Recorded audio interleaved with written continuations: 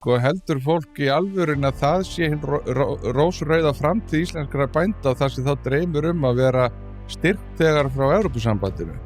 Ég hef ekki trú á því. Þurfum að horfast í augu við það ef við göngum í Evrópusambandið, þá erum við ekki að fara að fækka hérna ríku fólki, það er bara ríkt fólk sem á Ísland sem býr annars staðar. Það er breytingin sem verður. Það mun eignast landið, það mun eignast vatnið, það mun fara að koma sér fyrir hérna vegna þess að það eru stríð alla Evrópu. Þetta er góður staður að vera á. Ef það er einlæg trú þjóðarinnar að okkur sé betur borgið í Evrópusambandinu, þá verður það bara að vera svo ákvörðun og maður virðir alltaf ákvörðun lýðræðisins og fjöldans. En íslenskur landbúnaður, eins og hann er í dag, hann mun einfaldlega aldrei geta staðið það af sér.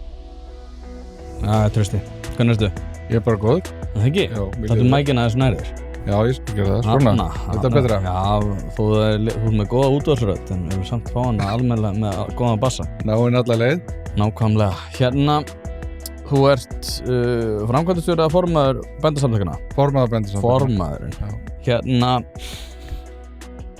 hvernig horfir þetta við þér? ESB, byrjum við þar. Hvernig horfir það við mér? Já. Ég held að við höfum margt annað sem við getum verið að gera frekar heldur en að standa í þessari baráttu sem þjóðin er að standa í núna í sumar, og margt þarf að gera. Evrópusambandið auðvitað getur henta mörgum þjóðum vel og við skulum ekki deila það að einhverjir ánægðir innan Evrópusambandsins, en fyrir okkur hér, íslenska þjóð, sérílega íslenska landbúnað, ef ég ekki komið auga á hinn gullnu tækifæri eins og komið er, og það þarf eitthvað mikið að gerast til þess að sannfæra mig í þá átt. Þú ert ekki spenntur fyrir styrkjuna sem Evrópusambandið getur gefið okkur? Nei. Okkur ekki? Það er grundvallar atriði í þessu styrkjatali sem að verða að dæla út úr sér allar jarðir, að verða að reyna að réttlæta þessa vegferð á þeim forsendum að íslenskir bændur muni fá svo mikla styrki. Þorgerður sagði að þið eruð ánægðastir? Já, fyrir af öllum. Þá spyr ég á móti, heldur fólk í alvörunni að það sé hinn rósrauða framtíð íslenskra bænda og það sem þá dreymir að vera styrkþegar frá Evrópusambandinu. Ég hef ekki trú á því og svo er það hitt að við verðum alltaf nettó greiðendur inn í Evrópusambandið, þannig að tala að Evrópusambandið sé að fara að styrkja íslenska bændur svo mikið, þetta er bara einfaldlega ekki heilagur sannleikur, ef svo má segja. Vegna þess að við þurfum að borga inn, svo kemur eitthvað út, það verður minna heldur við borgum inn vegna þess að við erum rík þjóð og öllum mælikvörðum erum við rík þjóð. Það sem aftur á móti er verið að reyna að segja okkur líka er að þetta sé eitthvað vegna þess að Finnar og Svíar hafi fengið svo mikinn stuðning norðan 62. breiddargráðu. Það er bara ekki alveg rétt heldur vegna þess að þeir fengu eingöngu heimildir og heimild Evrópusambandsins til þess að styðja aukalega við sinn landbúnað norðan 62. breiddargráðu. Þeir eru líka að greiða fyrir það? Já, þeir þurfa að greiða það sjálfur úr sínum eigin ríkissjóði, sínum eigin ríkiskassa. Þannig að þetta styrkjatal og þetta flæði styrkja Evrópusambandsins yfir íslenska bændur, þetta er bara, við skulum bara tala varlega þessa hluti. Ekki vera að lofa upp í ermina á okkur einhverju sem að erfitt er að standa við og er kannski ekki einu sinni alveg rétt að sé gert með þeim hætti í dag. Nei, en ertu að horfa á breiðari myndina, Núna erum við að horfa upp á það að vextir á lánum eru ævintýralega háir, bændur þurfa að flytja inn áburð og svona innviði til sinna uppbygginga í sínum fjósum og öðru. Menna það hlýtur að þurfa að meta það en í kostnaðarliði bænda. Það hlýtur að þurfa að horfa upp á það að já, þú segir að þessi styrkir myndi ekki endilega vera sjálfbærir og við þurfum að greiða það sjálf, en þú horfir bara á blákalda hagsmuni bænda og þá þurfum að horfa til þess að það vaxtaumhverfi sem fyrir hendi er ekki hagstætt bændum og þeir meira þess að koma fram í viðtöl þar sem þeir einmitt segja það að þetta sé mikil kvöð að vera að standa undir þessu og við getum verið innan Evrópusambandsins og fengið bæði þessa styrki, já, við erum það netto greiðendur, en það verið það miklu strömlinlegar fyrir bændur út af því að þeir var að fá meira, það var einhver aðrir sjóðir sem var að greiða, sem að, já, þetta færir auk fyrir að það sé ekki hagstætt fyrir Íslandi í heild, en það er hagstætt fyrir bændur og þeir myndu losna við þess að hvað sem fylgir því að vera að reka sinn sína starfsemi í þessu vaxta umhverfi. Já, sko, það er margt til í þessu og örugglega eitthvað meira sér rétt. En þegar við horfum á vaxta umhverfið, það er enginn sem að vill ekki lægri vexti á Íslandi. En þá þarf líka einmitt eins og þú sagðir sjálfur það er að skoða stóru myndina. Vaxtalækkun sem er búið að vera að reyna að lofa okkur, hún kemur ekki strax. Við vitum ekki einu sinni hvort hún kemur. Við þurfum að standa okkur til þess að ná vaxtalækkunum sjálf. Það hefur ekki gengið neitt sérstaklega vel síðustu mánuði að sýna fram á það að það sé raunverulega hægt að ná þessu niður hér eða kannski ekki verið að beita réttu aðferðunum. Réttu sleggjunni. Ég á góða sleggju heima, það má alveg, ég get lánað hana. En þegar þú horfir á tekjur bænda eins og þær í dag og þeir þola náttúrulega mjög illa tekjulækkun.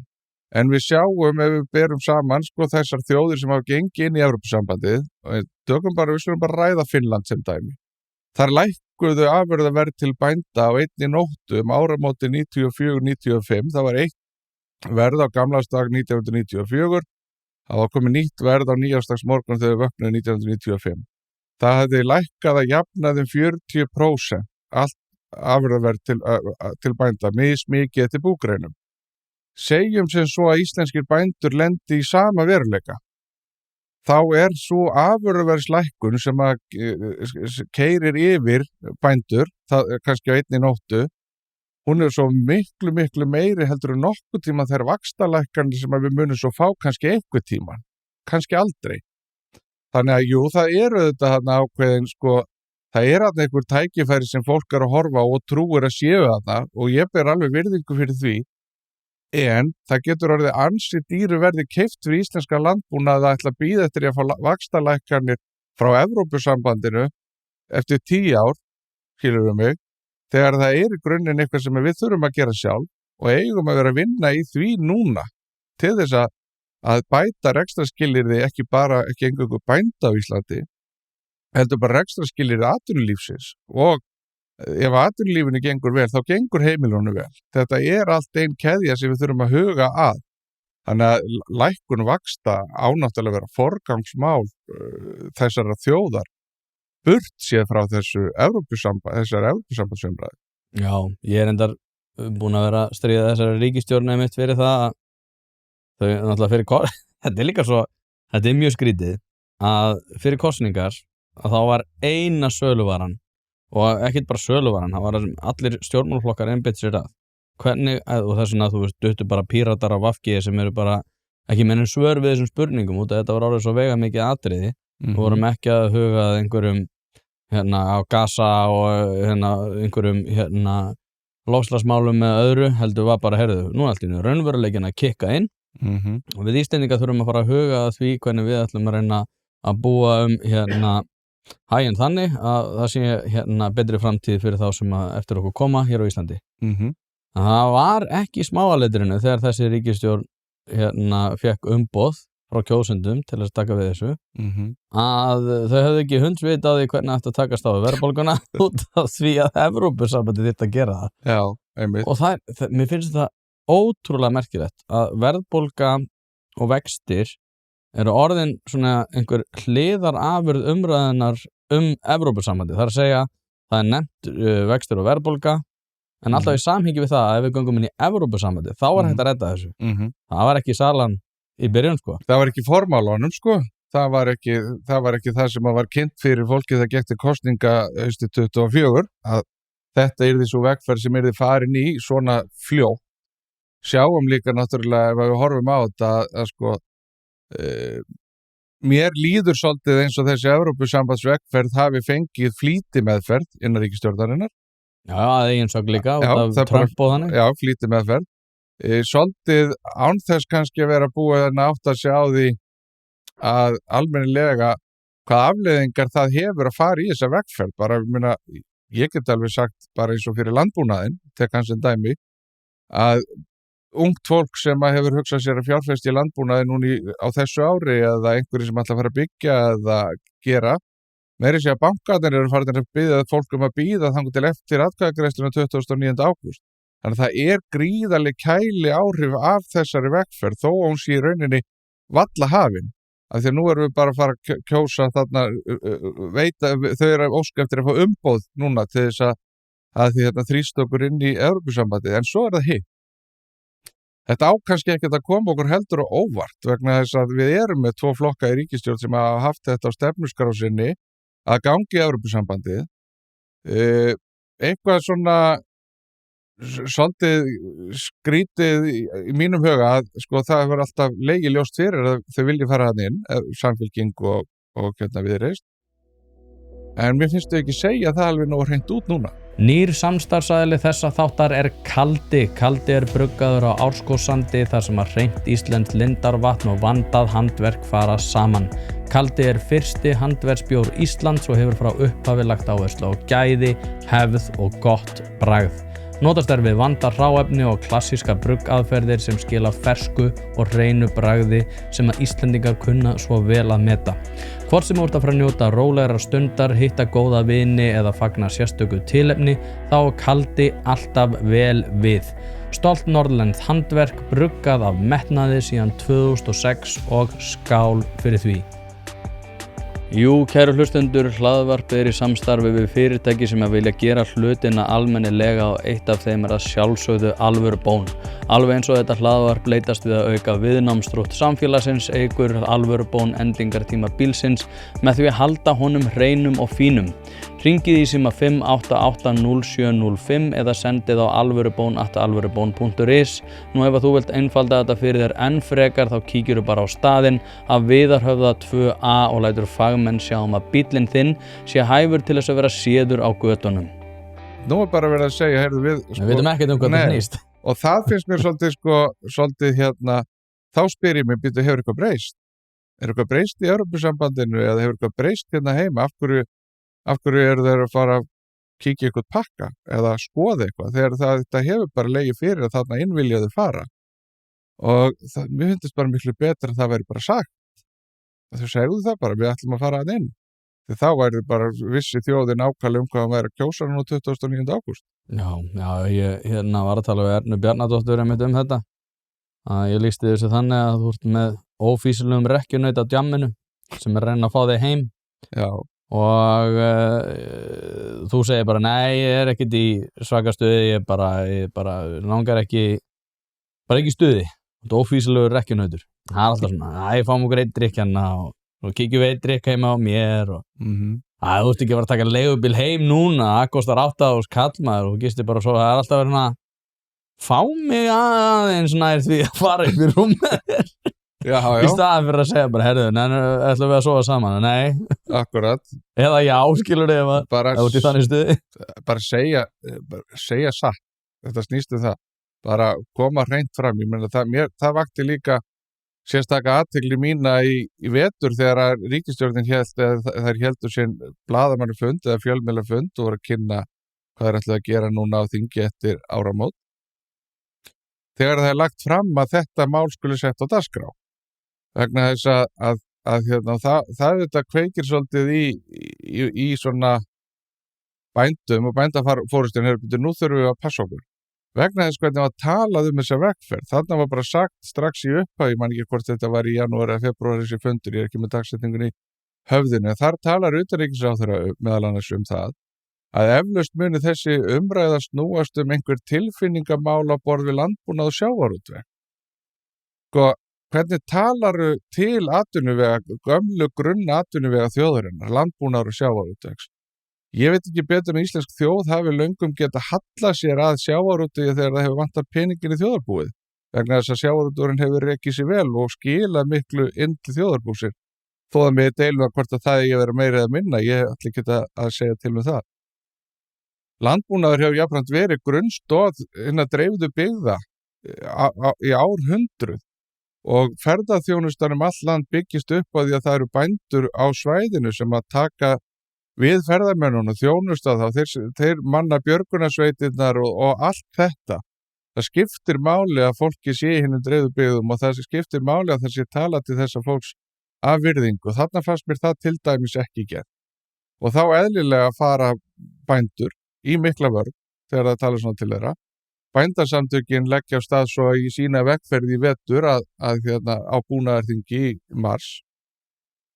Það ákveðið að skipa milliþinganefnd sem á að starfa milli búnaðarþinga og þessari milliþinganefnd ætlað að kanna kosti og galla aðildar Evrópusambandsins, mögulega áhrif aðild Evrópusambandir fyrir íslenska landbúnað. Svo þegar við sjáum að það glittir í að þessi skýrsla að vera tilbúin, þarna hefur verið leitað til erlendar sérfræðinga, sérfræðinga innan og utan skrifstofu bændasamtakana. Við höfum átt samtölu sérfræðinga erlendis til þess að gera þessa skýrslu eins góða eins og við mögulega getum til þess að dýpka umræðuna landbúnað, því að landbúnað skiptir íslenska þjóðmáli. Ég trú ekki öðru en að skipti íslenska þjóðmáli. Við höfum alveg séð það í skoðanakönnunum að yfir 80% neytenda vilja að matvaran sé framleidd á Íslandi. Og það okkur mikils virði að finna þann velvilja hjá íslenskum neytendum. Við höfum svo boðað til auka búnaðarþings núna 14. ágúst. Þar sem að þessi skýrsla verður lögð fyrir 63 fulltrúa bænda og stefna bændasamtakana endanlega mörkuð hagsmunum íslenska bænda betur borgið innan eða utan Evrópusambandsins. Og ég trú ekki öðru en að þú sért búin að taka eftir því eins og ég í upphafi sumars var mjög ódýr umræða landbúnað og matvælaverð. 25% lækkun af matarkörfu, neyslu og bingo og ég veit ekki hvað átti ekki að gerast þetta.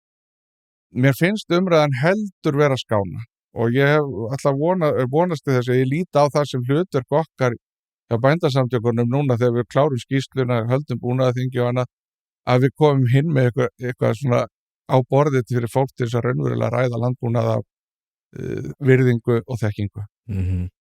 Þá ætla ég að bregða mér í ég líki einhvers svona jáara. Ég ætla að gera það mjög dragstís. Ég veit að þið jáarar ekkert svona bilaðir. En sko, við þurfum náttúrulega bara að horfa á það. Eins og Sveinn Andri sagði í viðtali hjá mér, þá Framsóknarflokkurinn og bændasamtökin búin að vera bölva krabbamenn á íslensku samfélagi sem hefur haldið aftur framþróun Þið eruð bara einhverjir sveittir bótaþegar sem að krefjast þess að þið fáið bara allt upp í hendunar, þið eruð bara undir þumlinum á Þórólfi KS eða einhverju svona hiski sem að vill halda bara aftur að allri samkeppni undir þeim formerkjum að þú sért að verja eitthvað fullveldi. Við vitum alveg að ef við færum í að strömlínlega þessa ferla, að þrátt fyrir það að þið hafi ekki trúað okkur í eitthvað landbúnaði getið staðið undir samkeppni, að þá myndi það raunverulega gerast og það ef við myndum vera á markaðsvirði með okkar landbúnaðarvörur að þá detta út einhverjir tannlausir sveitamenn sem eru eins og ég segi bara einhverjir bölvaði bótaþegar og við myndum búa miklu heilbrigðara samkeppnisumhverfi. Hvernig myndirðu bregðast þessu?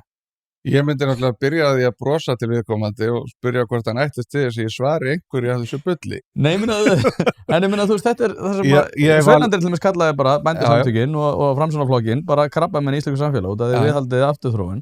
Við vitum líka alveg, við erum svona fólki sem í fínustu höfum og svona að þau horfa á landsbyggðina og hugsa bara, já, þetta svona eitthvað fólk utan að landi, skilurðu þetta, það ekki mikið að spá í þessu. Nei, sko, ég ætla bara að segja það að þetta mjög ódýr umræða og það allt í góðu. Ég heyrði hluta af þessum ummælum í síðasta þætti eða hvenær hann var daginn og mér finnst nú í sjálfu sér ekki taka því að ræða það með nokkrum hætti að bregðast í. Það bara ósköp einfaldlega þannig. En sko, við sjáum bara það að ef við berum saman íslenska landbúnað og landbúnað út í Evrópu og þegar við okkur bríkslega það við séum bara verja sérhagsmuni. Það nú mikil umræðum það að elítan sé á móti inngöngu Evrópusambandið, fjársterkir aðilar. Ætlar einhver að setja framan í mér og segja við mig að ég sé talsmaður elítunar þegar ég eða fjársterkra aðila þegar ég að tala fyrir hönd bænda. Ég blæs nú bara á það, sko. Vegna þess að bændur á Íslandi, þeir eru í allt öðru umhverfi heldur bændur út í heimi. Ef að við viljum að að við séum, sko, ef að það er einlæg trú þjóðarinnar að okkur sé betur borgið í Evrópusambandinu, þá verður það bara að vera svo ákvörðun og maður virðir alltaf ákvörðun lýðræðisins og fjöldans. En íslenskur landbúnaður, eins og hann er í dag, hann mun einfaldlega aldrei geta staðið það af sér. Við erum bara miklu erfiðara veðurfar, við búum við miklu hærri launakostnað, allur rekstur, flutningar og annað, þetta er allt mikið mun dýrara hér heldur en út í Evrópu. Það hentar Evrópu vel að vera með sameiginlega markað, þar sem að öll lönd liggja hvert að öðru. Eitt af því sem við getum tekið sem dæmi, sko, það er mikið talað stuðning norðan 60 annarra breytagráðu. Hann hafi nýst Finnum vel og Svíum og svo framvegis. Ef þú ert með stjörnu í rúðinni eða þarft að fara í gegnum einhvers konar bílrúðu athugun, þá ferðu að sjálfsögðu á polsen.is. Ég prófaði þetta sjálfur, var með stjörnu í rúðinni og fekk bílinn eftir örskamma stund og málið dautt. Ofan á það að veita úrvalsþjónustu í þeim efnum getur þú einnig fundið hið ýmsa á vefverslun þar sem bæði eru seldir varahlutir, ljósabúnaður, ferðavörur fyrir bílinn, reiðhjólavörur, smurefni og margt fleira. Þannig að ef þú ert að drolla við viðhaldið eða bílrúðuskiptin, þá mæli ég bara með því að þú hættir því, farir á polsen.is og lætur klára málið í dag. Má ég skjóta inn í, og þegar þú nefndir þessi 40% án, er það ekki rétt hjá mig líka að eins og með afurðaverð hafi lækkað um 40%, að þá hefur umfang landbúnaðar í Finnlandi minnkað það sem nemur því líka? Bændum hefur fækkað um 40%. Já, nákvæmlega það sér það. En þeim hefur tekist ágætlega að halda uppi því framleiðslumagni sem þeir voru að framleiða þegar þeir gengu inn. Þeir fóru bara í sjálfu sig gegnum nákvæmlega sömu þróun og all landbúnaðar í öllum hinu vestræn heimi. Bara nákvæmlega sömu þróun og landbúnaðar í Íslandi hefur gengið í gegnum síðustu 30 árin. Það er bara fækkun búa, stækkun búa. Við erum að framleiða jafn mikið, ef ekki meira heldur, vorum að framleiða þá í flestum greinum. En það sem ég ætla að koma inn á að sko þessi fyrirtæki sem eru úti í heimi, eins og til dæmis bara Arla og fleiri svona stór fyrirtæki, þau munu þetta sko gleypa þessi smá fyrirtæki sem eru til hérna heima í Íslandi, eins og Mjólkursamsölun eða MS er oftast kallið. Afurðastöðvar í kjötiðina, þær munu ekkert, hvernig eigum við að reka þær hér á miklu, ef að launin verða miklu hærri. Við höfum líka heyrt því fleygt að laun þurfa að lækka ef við göngum inn í Evrópusambandið, kannski gerist það. Við höfum líka heyrt því fleygt að við tökum hagsveifluna bara gegn hreyfanlegt vinnuafl, sem er ekkert annað en bara dulbúið orði yfir auki atvinnuleysi. Þetta er ekkert, ætlum við að gera þetta svona, það er þá alveg ný pólitík á Íslandi að ætla ekki að hafa vinnu fyrir allt unga fólkið okkar, ætla ekki að hafa vinnu að allir sem að vilja vinna geti unnið. En ef við vindum okkur aftur yfir í landbúnaðinn, sko, við sjáum það bara á síðustu svona 10-15 árum, þá hefur tollverndin sem við búum við hér í ákveðnum greinum landbúnaðarins gefið mjög mikið eftir. Það eru það bil 90% allra landbúnaðarskráðra tollnúmera tollfrjáls til landsins. Það er rúmlega 10% sem bera tolla. Þessar krónutölur á þessum tollum hafi ekki verið uppreiknaðir árum saman, sem þýðir það að hún er alltaf að rýrna og rýrna. Og mér finnst bara sko gaman, eða ekki gaman, mér finnst bara gott dæmi að horfa á hvað gerist bara með rýrnum tollverðindarinnar. Þá gerist það að innflutningurinn eykst. Innanlands framleiðslan, hún hefur ekki verið að aukast í neinum takti við stækkun markaðarins. Þannig að öll svo stækkun sem er orðið á markaði, hún fer til þeirra sem flytja inn matinn. Þá erum við ekki að nýta tækifærin sem við höfum hérna í íslensku landbúnaði. Af hverju erum við ekki að gera það? Meðal annars vegna þess að við höfum ekki okkur hefur ekki borið gæfu til þess öllum greinum landbúnaðar að hagræða nógu úrvinnslustiginu, og launakostnaður og á vinnslustigi og launakostnaður í að koma vörun út á markað, hann er hár. Það skekkir samkeppnisstöðu okkar við þessar innfluttu landbúnaðarafurðir. Og hvað þá þegar að öll tollverndin fer? Hvernig ætlum við að bregðast við því? Margir tala að styrkirnir muni þá bara bjarga okkur, en ég meina, hvað er þessi styrkir að gera fyrir mig ef ég kem ekki vörun á markað? Ég sé það ekki alveg. Ég hitti nú mann daginn sem var að velta þessu fyrir sér Ég sagði, hvað ætlar þú að gera við hótelið? Ef að þú væri að reka hérna hótel og það kæmi aldrei neitt. En það væri samt, þú fengir samt fullt af stuðningi frá stjórnvöld með Evrópusambandinu til þess að eiga þetta hótel. Ætlar það að halda áfram að vera hótelstjóri?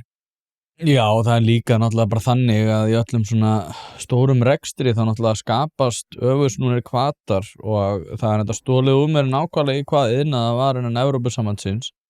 Þar sem að til dæmis eins og Portugalar og fleiri voru í rauninni að halda út í starfsemi án þess að skapa neinar afurðir nema sem næmi einhverju ákveðinu til þess að uppfylla einhver skilyrði til þess að fá styrki. Þannig að þá voru komin í rauninni bara fyrirkomulag þar sem að þú varst bókstaflega að niðurgreiða eitthvað sem að sá sem að var að skapa vöruna var í rauninni með hagsmuni af því að gera sem minnst af því.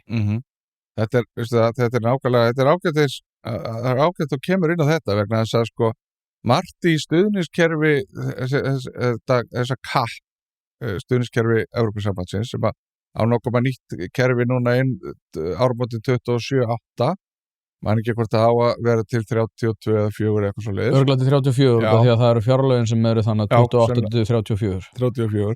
Það verið vísbendingur að það sé verið að skera niður framlög til landbúnaðarins, þá fara að setja auki fjármagn í bara hervæðingu, vopnakaup og annað slíkt. Það sem að mér finnst ekki vera mjög björt framtíð í því hér fyrir íslenska bændur að fara að taka stuðningin eins og hann núna. Við erum að munna það að sko, stuðningur til landbúnaðar í Íslandi, þó mörgum finnst að flókin, þá hann í grunninn afar einfaldur. Það verið að styðja framleiðslu búara. Yfirleitt á kíló eða líter. Einstakar sinnum á fermetra, einstakar sinnum á hektara. Þetta gerir það verkum að það verið að, sko, það hvati fyrir mig til þess að ná sem mestum afurðum út úr þeim gripum sem ég held. Vegna þess að ég fæ bara greitt fyrir það framleiðslu sem ég skila að mér. Ég hræddur það ef við förum út úr þessu með íslenska landbúnað, þá förum inn í Evrópukerfið sem að byggist miklu leyti á umhverfisstuðningi, jarðræktar og það greitt út á hektara landi og annað, að þá verði ekki þessi hvati til framleiðslu í tengslu við innanlandsmarkað eða útflutningsmarkað eða hvað eina sem það framtíðin ber í skauti sér. Þegar tengingin við framleiðsluna rofnar, þá lendir fólk ósjálfrátt í því að það kannski ekki eldast við að framleiða vöru á sem hagkvæmastan hátt, heldur það eldast við að ná sem mestum stuðningi út úr einhverjum hekturum. Og það held ég að sé bara í grunninn ekki mjög hollt að lifa við það. Nei, og þetta sem að gerast, sko. Ég held að sé hollar að lifa við það og þú þurfir að standa þig vel í framleiðslunni. Já, ég sammála því, sko, og það alveg hægt að færa rök fyrir því bara, já, ég menna, en getur styrkjakerfi hér á landi ekki gert nákvæmlega sama? En þá kemur aftur að þessari sko, yfirgnæfandi yfirbyggingu sem þarf að taka mið af spænskum forsendum og portugalskum forsendum og hollenskum forsendum. Ég held að landbúnaður sé stærsta atvinnugrein, eða ekki stærsta atvinnugrein, stærsta útflutningsgrein hollendinga. Þar sem að þeir eru stórkostlega afkastamiklir. En það allir með þess að við myndum færa inn þar sem að, ætla að sé ekki svona 10 til 28 gráður eða eitthvað þannig í Hollandi. Og það að við myndum taka inn það regluverk, við myndum formerkjum að vera með eitthvað ákveðna styrki með vísan til regluna Evrópusambandsins. Já. Þá erum við einhvern veginn komin í svo sérkennilegt regluverkafargan, sko. Já, svo bara, sko, þetta í mínum huga líka þannig, ég meina, við erum búin að vera að skoða þetta mjög vel núna, síðustu vikur og mánuði. Og bara eitt lítið dæmi af því að mér finnst svo áhugavert hvað margir eru sérfræðingar í auknum stuðningi Evrópusambandsins norðan 62. breiddargráðu, það bjargi öllum landbúnaði það að þegar við tökum svo harðbýlustu svæðin í Evrópu sem eru samt ekki nálægt í harðbýli sem Ísland, þá hvergi Evrópu mikill samdráttur í landbúnaðar framleiðslu matvæla eins og á harðbýlustu svæðunum í Finnlandi, þrátt fyrir þennan stuðning. Og þá spyr ég mig að því, það verið að flytja alla landbúnaðarframleiðslu sunnar og austar í Evrópu. Þeir hafa bara einfallega verið að gera það. það sem að Evrópa að glíma við í mörgum löndum og mörgum sviðum núna aðgengi að landi, aðgengi að vatni og hvað okkar helstu fjörök hér á landi? Það vatn og það jarðnæði. Ég sé bara í mínum huga bara gríðarlega mikilvægt fyrir okkur að átta okkur á því að ef við göngum að inn, þá erum við ekki lengur með yfirráð yfir þessu öllu. Og þetta ég hef heyrt marga halda því fram og ég held ég geti verið tekið undir með þeim og sé sammála því að vatnið gull 21. aldarinnar og mun nauðsyn þess og þörfin eftir hreinu vatni mun bara aukast. Hér höfum við sem betur fyrir yfirráð yfir þessu. Ef við göngum að inn, þá getum við ekki lengur staðið vörð það hverjir eiga landið, hverjir eiga vatnsauðlindina og svo framvegis. Þess vegna held ég, og ég tel að hagsmunum okkar sem svona auðugrar þjóðar, bæði af auðlindum á landi og í hafi, að við eigum að nýta okkur þetta sem styrkleika bara sem þjóð meðal þjóða, ekki þjóð inn í öðrum þjóðum, ef þú skilur hvað ég á við. Af því að þetta gefur okkur forskot á mörgum sviðum sem við eigum að nýta okkur og ég segi bara, sko, ef að það draum sín stjórnmálamanna að styðja íslenska landbúnað meira, þá bara gerum við það, en við þurfum ekki Evrópusambandið til þess. Hlaðvarpið í samstarfi við fiskhúsið.is. Fiskhúsið.is heildverslun fyrir veitingamenn sem vilja það ferskasta og það besta fyrir sína kúnna. Hvort sem það fyrir veitingareksturinn, hótelreksturinn, mötuneytið eða hvað annað, þá ferðu inn á fiskhúsið.is til að sjá það gríðarlega úrval sem að strákarnir hafa upp á að bjóða. Ef að þú vilt hið ferskasta og hið besta, þá gerir þetta sjálfsögðu almennilega, ferðin á fiskhúsið.is. Það ekki til sú spurning sem að strákarnir hafa ekki svarið við, þannig enn og aftur fiskhúsið.is til að fá ferskasta og besta fiskinn á landinu. Þú talar launaðan og fleira og eins og við sjáum að þá bara matvælaverð að hækka og hækkar mikið og fólk kvartar yfir því. Að þá verður þetta samt sem áður auðveldari sala út af því að fólk, og það búið að reyna að sannfæra fólk það, að þetta muni lagast með þessu. Já. Og ef við tölum bara bara matvöruverð í svona breiðari strókum, því að það hefur bara hækkað gríðarlega, launakostnaðar hefur náttúrulega hækkað 10% og við heldum að það myndi takast á verðbólguna sem voru einhver sérkennileg öfumæli náttúrulega. Já. En ef að þetta ekki leiðin til þess að lækka bara matvörubúr, þá ég bara að tala það þegar við förum út í krónu. Hver þá leiðin?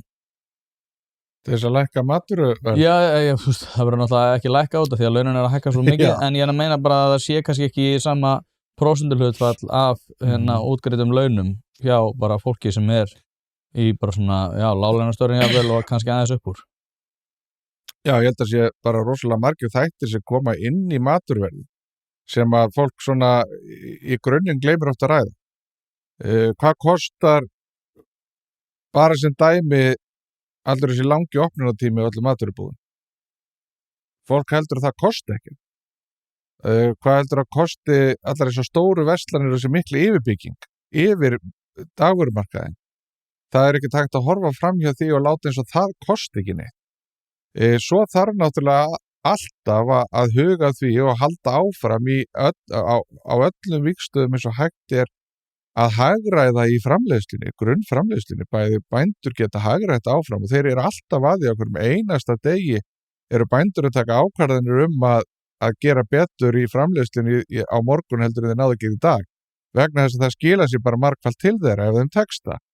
Sama á við úrvinnslu fyrirtæki okkar bænda, þau þurfa bara að vera alltaf tilbúin að horfa til allra mögulegra hagræðinga aðgerða. Þarna má aldrei sofna á verðinu. Svo það hitt, sko, að eins og ég nefndi á það mikil yfirbygging yfir dagvörumarkað. Við erum líka kröfuharðir neytendur Íslendingar. Við viljum geta gengið hvenær sem sólarhringsins orðið út í búða því að við erum svöng, skilurðu mig. Og allt þetta hefur áhrif á heildarmyndina. Þetta allt kostnaður, það enginn sem gefur kostnaðin sinn, hann þarf alltaf einhvers staðar að fá hann tilbaka. Þannig að sko, við erum búin að taka á margan hátt ákvörðun það sem þjóð að vera með hátt þjónustustig og það kostar okkur. Ég held að það sé óumdeilt. Við sjáum líka bara landbúnaðar afurðir sem eru fluttar inn eða matvara sem flutt inn frá öðrum löndum hingað. Af hverju hún miklu dýrari hér heldur en í löndunum í kringum okkur? Það dýrt að flytja þetta hingað. Það launakostnaðurinn hærri hérna heldur en annars staðar. Þannig að sko, ég held að sé ekkert eitt rétt svar við þessu. Ég held að það skiptir bara máli að horfa á það hvernig við byggjum upp maturmarkaðin okkar þar sem að við erum bara mjög kröfuharðir neytendur og ætlastum til þess að við getum alltaf fengið hágæða matvæli hvenær sem sólaringsins allstaðar þegar sem við erum á ferðinni. Og stytt vinnuvikuna. Ég meina þetta telur. Það ekki takt að horfa fram hjá þessum hlutum. Búið einlega styttingu vinnuvikunir á bændum? Ég hef ekki rekist á hana. hún hefur ekki verið að þvælast fyrir okkur sko. En ég segi sko að vera bóndi náttúrulega bara frábært starf. Það bara verulega gott og gaman að vera bóndi. Það mörg störf sem að þú getur valið sem skilja meira eftir sig og þau gengur betur að borga reikningana, en það bara líka mörg fríðindi sem fylgja því og forréttindi að vera bóndi á Íslandi, þó að auðvitað viljum við hafa það betra. Hver vill ekki hafa það betra? Nákvæmlega. Auðveldar að vera bóndi í dag heldur en fyrir 20 árum? Ég held að það sé í sömum búgreinum jafnvel betra, já. Hvað? Ég held að það sé að verða betra að vera sauðfjárbóndi heldur en var fyrir 20 árum.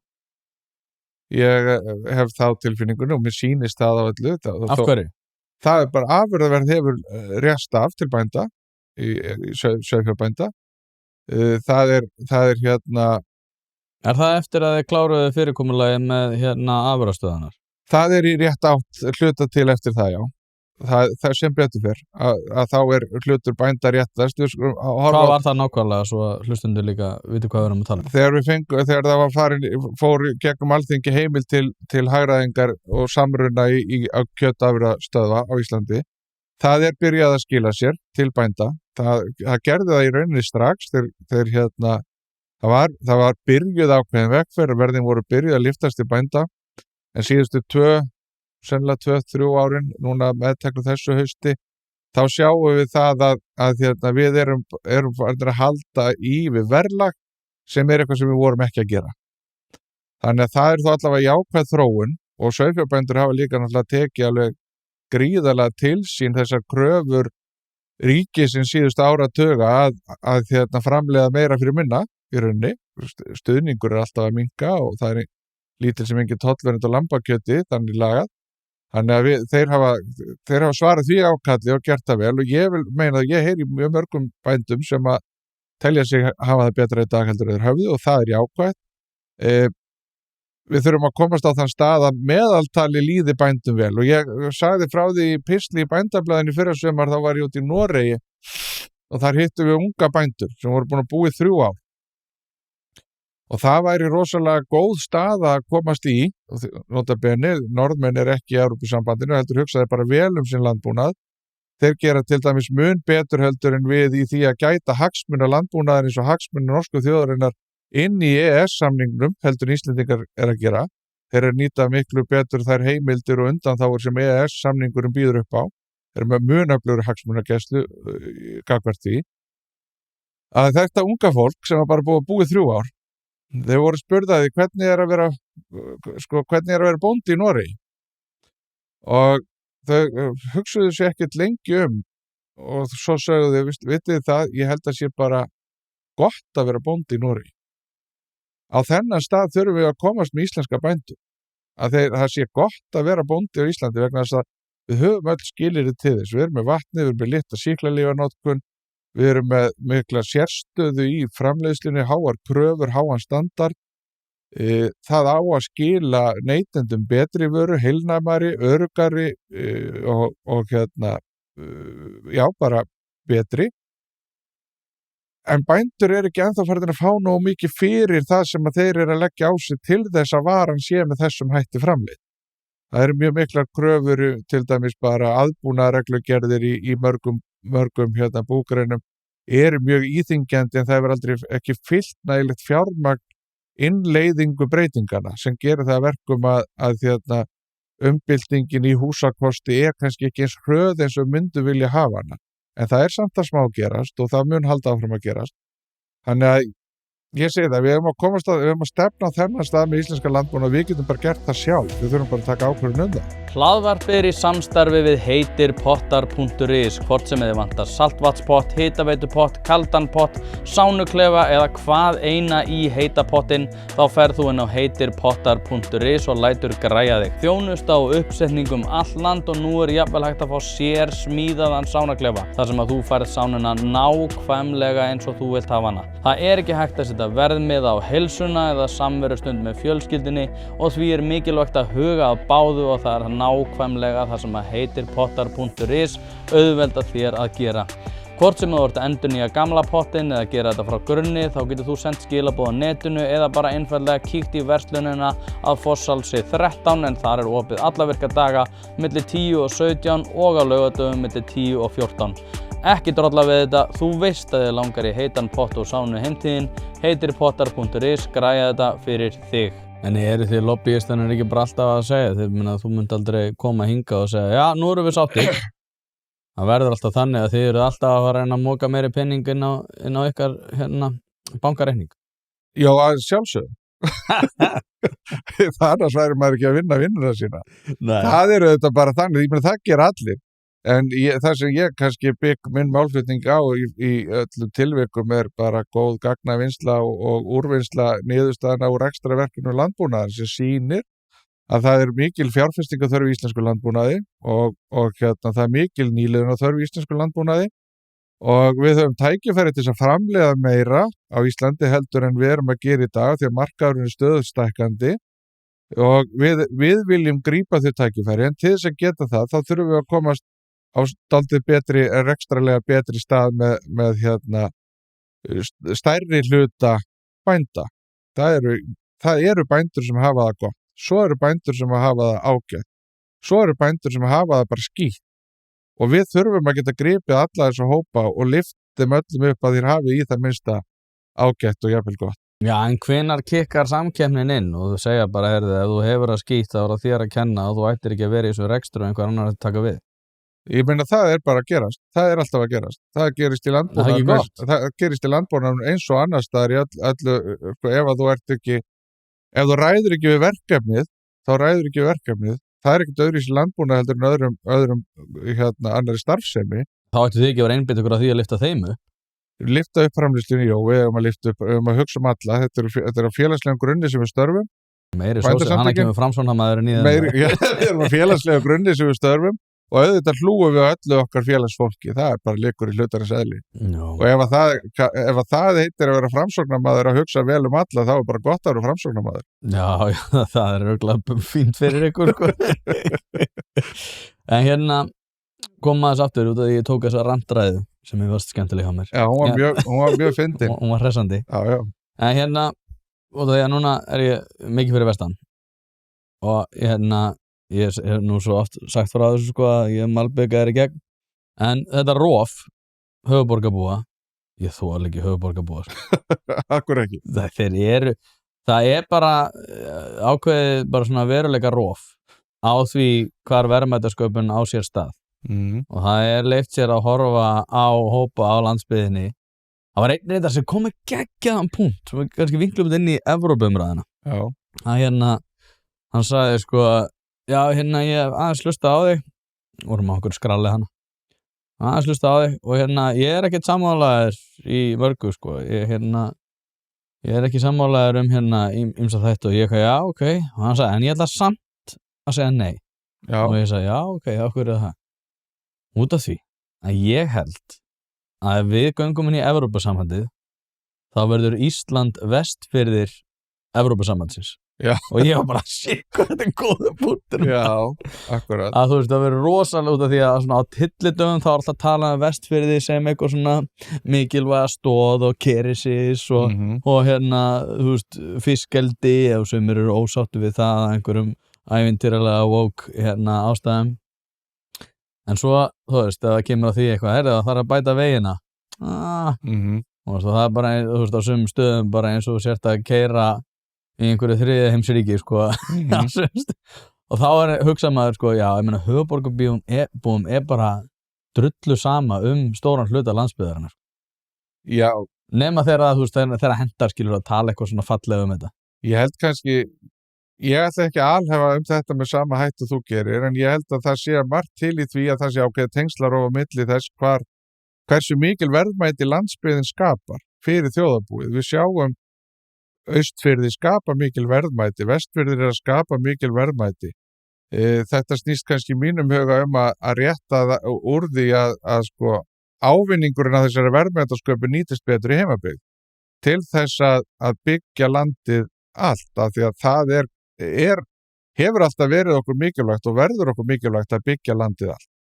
Þannig að en við höfum verið að leggja svolítið áherslu á það núna síðastliðin, við byrjuðum í fyrrasumar, bara á mjög svona mildan hátt að minna á sveitina, minna á bændur. Ég veit ekki hvort að þú hefur tekið eftir því, þú kannski hlusta bara þín eigin þætti, ég veit það ekki. Ég hef ekki tíminn eitt annað. En það auglýsingahefrið sem heitir Við erum öll úr sömu sveit. Já, ég sé þetta. Og þetta bara til þess að minna á.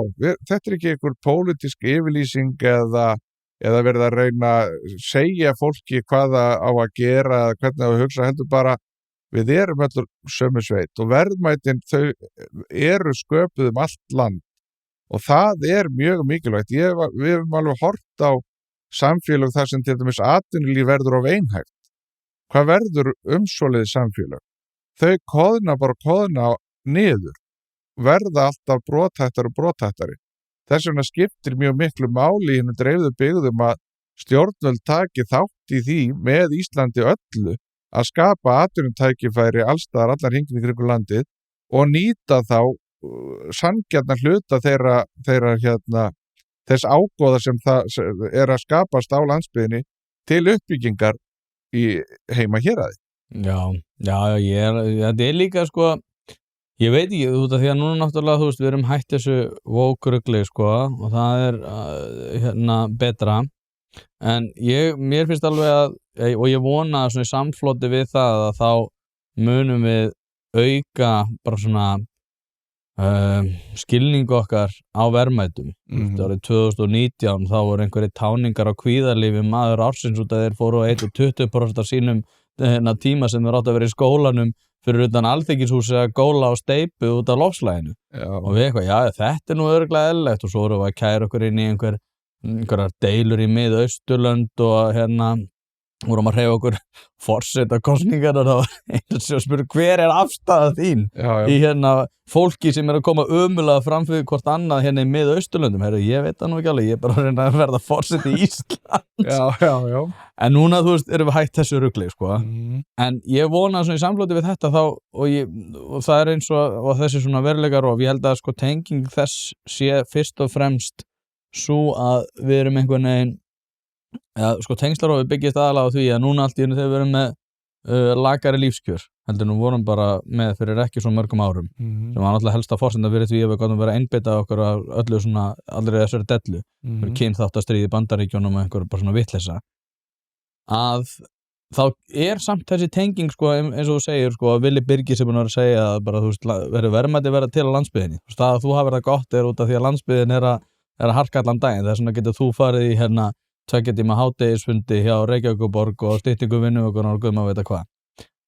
En það ekki alveg komið á hreint að verðmætasköpun í samfloti við velmegun og lífskjör.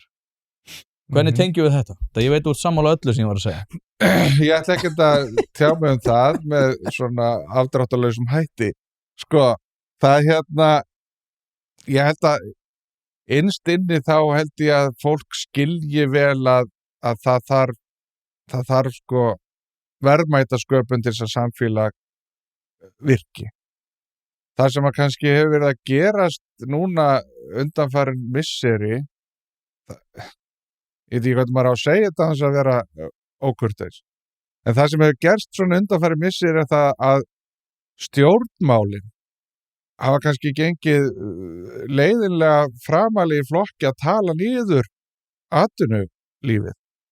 Það talaði ólígarka, það talaði spillingu, það talaði elítu þessi orð koma frá stjórnmálamönnum á Alþingi Íslendinga og jafnvel ráðherrum. Og það hún ekki fyrir hendi í Evrópusambandinu eða annars staðar. Þetta finnst mér sko niðurtal til atvinnulífsins sem að bara fyrir neðan virðingu ráðherra og embættismanna og alþingismanna. En þetta fólk sem hlustað á, þetta fólk sem hefur aðgengi að fjölmiðlum, þetta fólk sem að getur komið skoðunum sínum á framfæri hvar sem og hvenær sem og ég vil bara meina það að þetta sé ókurteisi sem enginn eigi að leyfa sér vegna þess að það tekið mark á þessu, það hlustað á þetta en við þurfum að fá fólk til að skilja það í mínum huga að sko að tala atvinnulífið. Hvað atvinnulífið? Atvinnulífið bara ég og þú sem erum úti að vinna á daginn. Það ekki einhver jakkafattaklæddur kall eða kona í drakt sem að atvinnulífið. Atvinnulífið þau verðmæti sem að þjóðin skapar á hverjum einasta degi.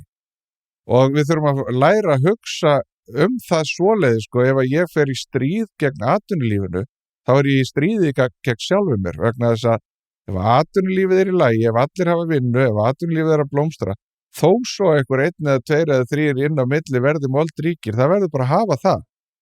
Svo lengi sem að það verið að skapa þjóðinni verðmæti og fólki vinnu. Já. Pilsa ekki eins þegar hún ekki frá bæjarins bestu pilsum. Það vita það allir sem að hlusta á þetta hlaðvarp að þegar þú ert að fá þér pilsu þá ertu í grunninn að horfa á tvenns konar upplifanir. Það annarkvort svo ánægja sem fylgir því að vera að borða bæjarins bestu pilsu eða svo vonsvikni sem að fylgir því að vera að borða pilsu sem ekki frá bæjarins bestu pilsum. Og það vita það í rauninni allir að það þessar 2 upplifanir sem við erum að horfa upp á þegar við erum að fá okkur pilsu. Því mæli ég með því að þú skellir þessu hlaðvarp í eyrun, farir á næsta sölustað og fáir þér tvíhlaupu ásamt einhverju góðu að drekka. Já, ég náttúrulega... Var þetta ekki framsóknarlegt? Jú, þú náttúrulega mjög mikill framsóknarmaður, sko. Mér finnst, það mjög gaman að djamma með eitthvað framsóknarmaður. Ég veit það. En ég get aldrei drukkið mikið á því. Þeir eru alveg bilaðir. En nei, þetta rétt, sko. Þetta svolítið svona að við erum öllu saman.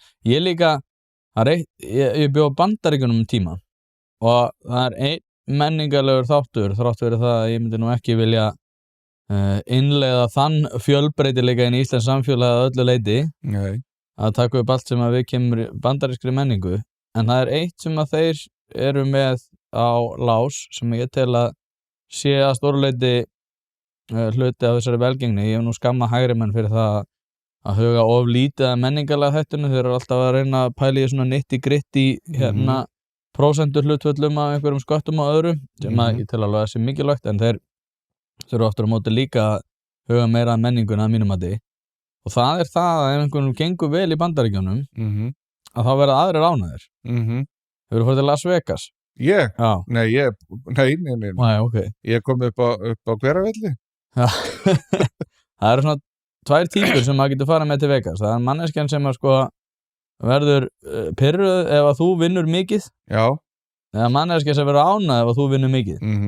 Og fyrri típan alltaf sérkennilega sko út af því að henni myndi líða betur ef að stórkostlega ríkir fjárhættu spila eigendur myndu eiga peningin en ekki þú en mér finnst hitt vera eðlilegra og þetta síðanemnda svolítið þessi bandaríska hugsun sko, það sem að ef einhvernu gengur vel þá það jákvætt en hér á landi þá höfum við mótað þá afstöðu að sko afbrotamenn og jafnvel síafbrotamenn þeir eru einhvern veginn svona fórnarlögum samfélagsins en fyrirtækjaeigendum sem gengur vel að þeir eru einhverjir gerendur sko því að þeir þurftu að ganga á einhvers hlut til þess að öðlast þessi verðmæti og þetta þangagangur sem að leiður okkur bara á einn veg sko og það ekki til lífsgæða. Já, ég held að það mjög mikilvægt að sko muna það að eins og ég var að segja á hann að við rekum samfélagið á tekjum samfélagsins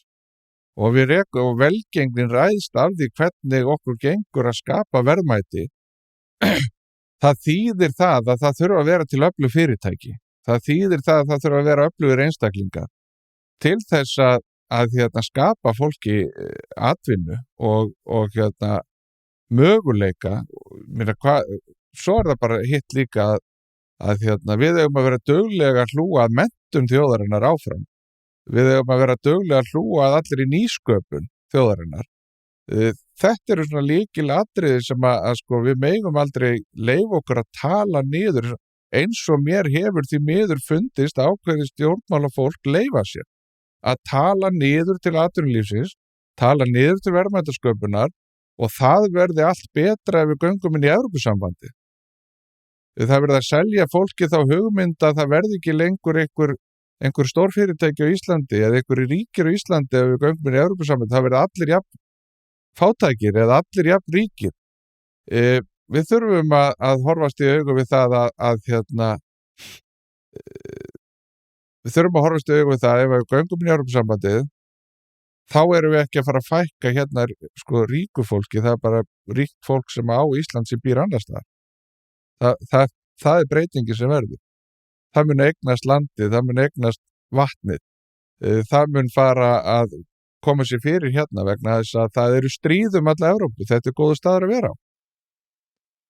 Þannig að ég segi, ítrekka það aftur, hlúum vel atvinnulífinu okkar. Já, ég get tekið undir það, sko, og líka með menntunina sem ekki góðri stöðu, sko. Ég veit að stjórnmálin eru núna að berjast við það að taka á því, sérstaklega hjá svona yngri hópunum. Það náttúrulega ævintýraleg della sem hefur verið leyft að viðgangast í þeim efnum. Og svo erum við náttúrulega með alltaf svona einhver fyrir fiskeldisfræði á hólum eða fyrir einhver svona landbúnað að gera eða líffræði eitthvað þannig, að þá það svona, það er flott. En svo aftur á móti höfum við verið í stórkostlega sérkennilegum greinum og lagt áherslu á það. Manstu þegar Áslaug Arna talaði það að hún vildi að háskólinn myndi einbeita sér að STEM-greinum. Það var eins og hún væri sko að tala fyrir þriðja ríki Hitlers eða eitthvað. Fólk algjörlega misti hausinn. En það út af því að við erum að tala atvinnulífið, þá eru líka þær svona grunnstóðir sem að gera atvinnulífið gott sem eru ekki á nægilega góðum stað til þess að einmitt fleyta því áfram til næsta áratuga, sko. Hvað þín ástæði þessi? Sko, það ég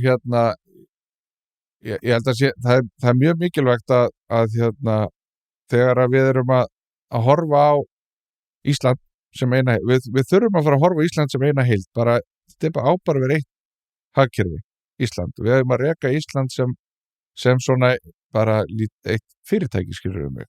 Norðmennum að hugsa þannig og þeir eru miklu stærri en við. Já, við verðum að hugsa það þannig. Það getur þýtt að við þurfum, sko, ef það hallar á það vanti fyrirtæki á Norðausturlandi, þá getur það þýtt að það borgir sig herðu. Við skulum bara búin til einhverja hvata fyrir fyrirtæki sem setja stað á Norðausturlandi. Þarna spila stjórnvöld mikla rullu að þora að taka ákvarðanir í þessa til þess að einmitt koma fólki fyrir. Við erum að reyna að dreifa ferðamönnum meir landið. Þá þurfum við líka að hafa einhverja til að taka á móti þessum ferðamönnum sem fara allt landið. Búin til hvata fyrir fólk til þess að setja stað. Ekki endilega bara hvata til þess að eins og hefur verið svolítið keyrt á að stuðningur í landbúnað sé byggðastuðningur, allt gott og blessa með það. En það ekki ábyrgð sem hægt að setja eingöngu í raunin á sauðfjárbændur að byggja landið. Það verða fleiri að taka þátt í því.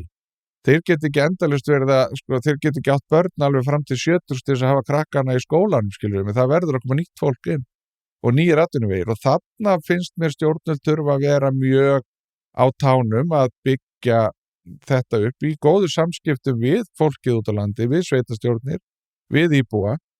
Þá held ég að okkur séu allir vegir færi vegna þess að Íslendingar eru náttúrulega frábærlega dugleg þjóð og þess vegna hefur mér, svo ég snúið mér aðeins yfir í annað í leiðinni, þess vegna hefur mér fundist vanta svolítið mikið ég saknaði þessi umræðinni þegar að ákveðnir ráðherrar og hafa leyft sér að tala að við tökum þetta bara í gegnum hreyfanlegt vinnu ef við göngum inn í Evrópusambandið.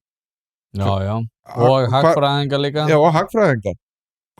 Það bara Sólveig Anna sem hefur sett hnefann í borð og sagt þetta ekki boði. Hvar eru allir hinir sem að hafa atvinnu á Íslandi? Ætlum við að sætta okkur við það að það að hagsveiflurnar verði keyrðar í gegnum atvinnuleysi. Þessi þáttur í boði Þór Grímsson og Co. fyrirtæki sem að flestir í byggingabransanum þekkja vel og það ekki af ástæðu lausu. Ef þú ert í einhvers konar verkefni, hvort sem að það smá heimaverkefni eða stærri framkvæmdir, þá þetta einfaldlega staðurinn. Þeir eru með allt frá veggefnum og loftefnum yfir í gólf, klæðningar og alls konar sérhæfðar lausnir sem að gera lífið þitt einfaldara. Ég hef sjálfur verslað við fyrirtæki gegnum tíðina einmitt til þess að finna lausn við hljóðeinangrun sem líka ástæðan fyrir því að hljóðvistin hjá mér eins góð og raun ber vitni. En það sem að kannski skiptir mestu máli að þegar þú rennur við í Ármúla 29 þá færð þú alvöru ráðgjöf, ekki bara einhverja vöru, heldur hjálp við að velja það sem rétt fyrir þig hverju sinni. Eins og segi, staðsettir í Ármúla 29 í Reykjavík en senda allt land. Mjög þægilegt, kíktu á thco.is eða thorco.is og skoðaðu úrvalið. Já, og líka þú veist að tala, þetta einmitt svolítið sérkennilegt sko, því að við getum tekið sveiflun út í hreyfanlegu vinnuafli sem náttúrulega engin menninga fyrir eins og í Bandaríkjunum, svo getur verið komin vel yfir fertugt og þurft að flytja set út af atvinnumálum. En það eins og þú segir sko, þá þetta náttúrulega stórkostleg breyting á okkar menningu, en líka það alltaf að tala þetta eins og þetta sé einhverjir táningur að fara í lýðháskóla sko. Já. sem að fara að kíkja hvað bara að skoða heiminn og svona, maður svona, ef þú komið með 3 börn og atvinni og atvinni verið að leggst af út af stórkostlegum stjórnkerfisbreytingum, þú getur ekki hort á þetta sem bara eitthvað, ég meina þetta nú bara gott að blessa og það bara að éta þetta. Nei, ég neita að trúa því að þjóðin gleypi við þessu að þetta sé góð framtíð. Ég man alveg eftir hruninu 2007-08 þegar allt fór til fjandans og svo má segja. Þá var ég bara svo heppinn að vera komin inn í landbúnað, þannig að ég hafði eitthvað að gera. Meðan vinir mínir fóru til Noregs og út víða veröld, skiluru. Þetta var ekki það sem þetta var ekki það besta fyrir þetta fólk að þurfa að fara úr landi til þess að geta borga á reikningunum sínum. Og ekki landi heldur að missa út svona mannvið sinn við? Nei, svo bara búið að taka tíma að fá þetta fólk aftur inn til landsins. En ég held að við megum ekki gefast upp á Íslandi. Mér finnst það svona svolítið það sem að fólk þarf að hafa bak við eyrað. Hversu gott höfum við það í rauninni þegar allt tekið saman. Við höfum það bara býsna gott sko. Flestir.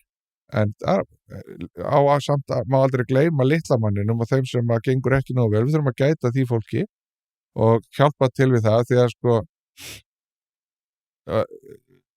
kapitalismin sem á Sólveig Annu þykir nú svo væntum eins og þú veist, hann virkar best þegar að það svolítið framsóknarmennska í honum. Láta að skapa einstaklingunum tækifæri að samfélagið, það framsóknarmennskan, skapi öllum tækifæri til þess að byggja sér bjarta framtíð. Svo það hvers og eins að bera ábyrgð á því. Hvernig það vinnur úr því. Já, þú og Lilja getið tekið þetta kommunista ávarp sko og farið með það eitthvað annað. Ég veist að ég nú fyrst og fremst að stríða með þessar framsóknarmennsku. Ég veit það.